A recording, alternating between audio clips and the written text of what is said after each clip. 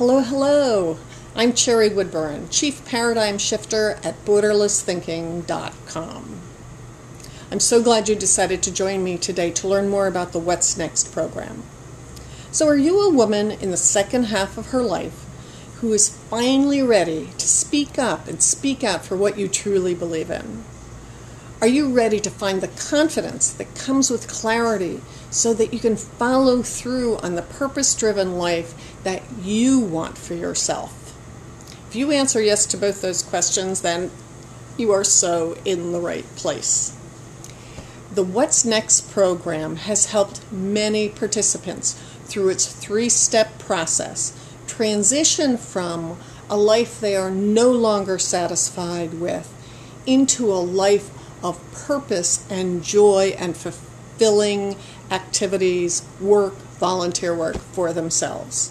It could be things like finally writing the book that inspires people to follow through on what they believe in. It could be starting a campaign to get better funding for autism programs in your school.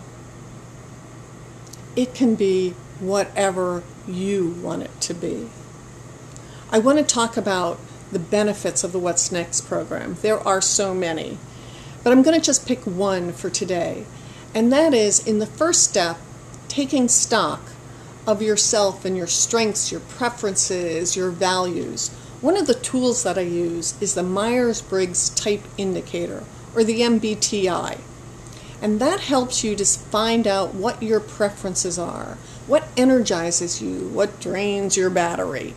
And it looks at how you take in information, how you process information, how you make decisions. Again, it's about your preferences. A couple decades ago, before I started my business, I worked at a community college, and I was working on a project with another woman, and she and I were just butting heads about the way to do this project. And it was really related to the different tasks involved and the deadline dates. She wanted to check off each task as quickly as possible, just to have them done, to get closure on them. And I'm like, no way. I want to wait till all the information's in. I don't want to do rework. But we were just having a really time agreeing on the approach to this. Well, we both ended up taking the Myers-Briggs Type Indicator.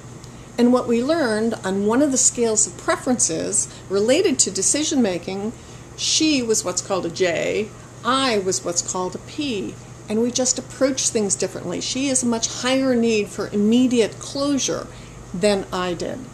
So she started to realize that I was not lazy and a procrastinator. I came to realize she wasn't a nag and a worrier. In fact, we just had different styles, different preferences, again, for the way decision-making energizes us or depletes us. We learned a lot about ourselves, and it really helped in terms of relationships, and it's one of the components that can help you decide the best type of work or purpose for you in the second half of your life. So I hope you go to www.borderlessthinking.com, click on the What's Next program, and learn more details about what it involves. Our next round starts July 25th, and I hope you'll join us. Thanks so much. Again, this is Cherry Woodburn from Borderless Thinking.